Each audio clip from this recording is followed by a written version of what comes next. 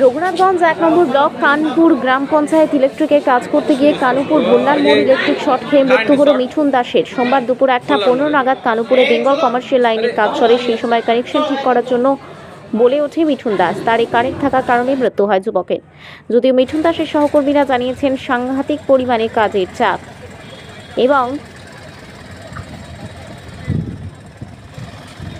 কর্মচারী কম দেওয়ার জন্য আমাদের একজনের প্রাণ চলে গেল। এর জন্য দায়ী আমাদের ঊর্ধ্বতন কর্তৃপক্ষ। মৃত ওই যুবকের বাড়ি ফারাক্কা থানার অন্তর্গত অর্জুনপুরে। মৃত ওই যুবকের নাম মিঠুন দাস, পিতার নাম ঠাকুর দাস।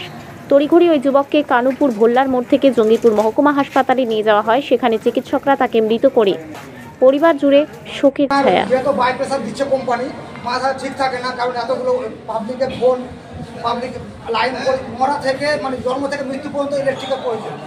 কারণ সবাই রঘুনাথগঞ্জে আপনার জলের সমস্যা, সবার সাবমার্সিবল বসা আছে, টিউবওয়েল নেই। প্রত্যেকেই আপনার ফোন করে আমাদের মুখ দিয়ে ফ্যানে উঠে যায় কথা বলতে বলতে।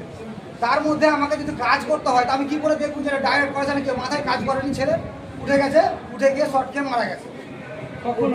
2 মাস হলো, 3-4 মাস হলো বাচ্চা হওয়া, 2 বছর হলো বিয়ে হওয়া।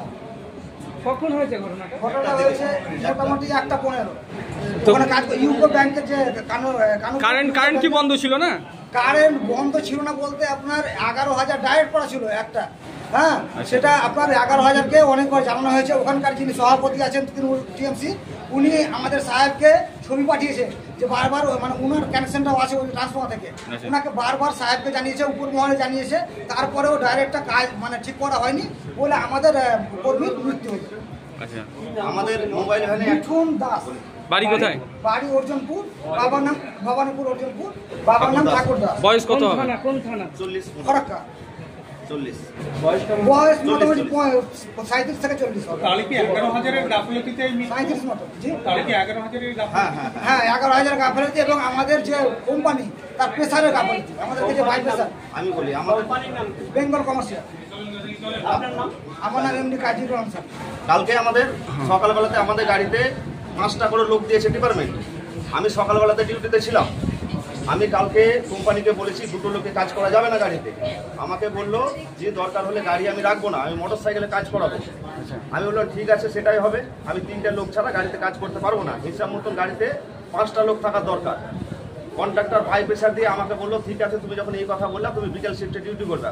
আমি রানিং এই মাসে সকালে ডিউটি করতাম, আমার কাজ থেকে বিকেলে ফেলে দিল। আজকে আমাকে বিকেলে ফেলে দিলে এই ছেলেটার দুর্ঘটনা ঘটে গেল। আর কোম্পানি একটাই কথা বলছে, হিরো একটাই থাকবে, নায়ক একটাই থাকবে অফিসে। মানে আমাদেরকে এতটাই প্রেসার দিচ্ছে যে আমরা হতাশ হয়ে আমাদের অ্যাক্সিডেন্ট গলা ঘটে। কোম্পানির জন্য দায়ী নাকি আপনারা বলতে চাইছেন?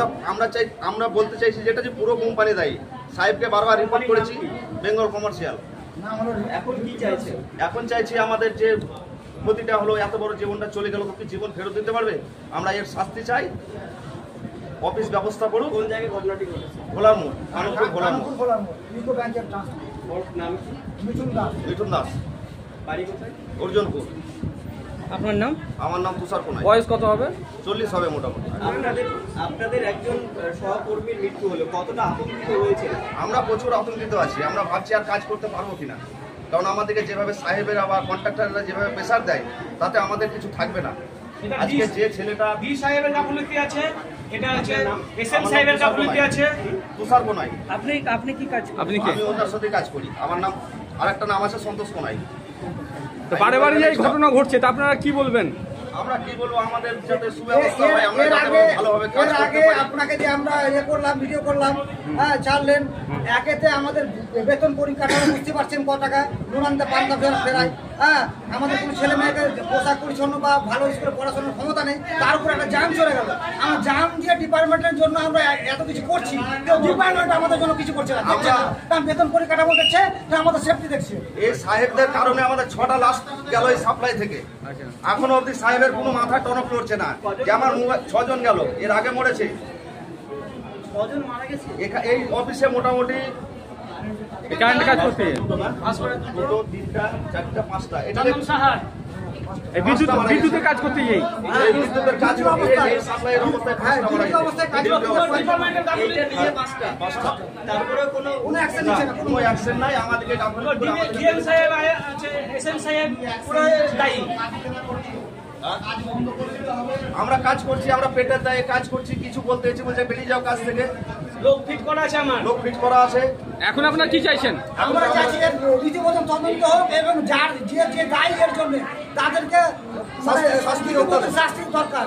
কারণ এই যে একজন মারা গেল, বুঝতে পারছেন, উনিও মানুষ, আমরাও মানুষ, জলজান্ত ছেলে একটা মারা গেল, তার জন্য যেন সরকার, আমি দিদিকেও বলছি এবং ডিপার্টমেন্টকেও বলছি, আর পুরো তদন্ত হোক এবং যে দায়ী তাকে শাস্তি দিতে হবে।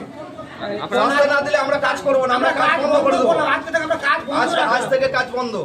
কন্ট্রাক্টরের নাম কি? কোন কন্ট্রাক্টর? বেঙ্গল কমার্শিয়াল কন্ট্রাক্টরের নাম হলো রিটন শেখ।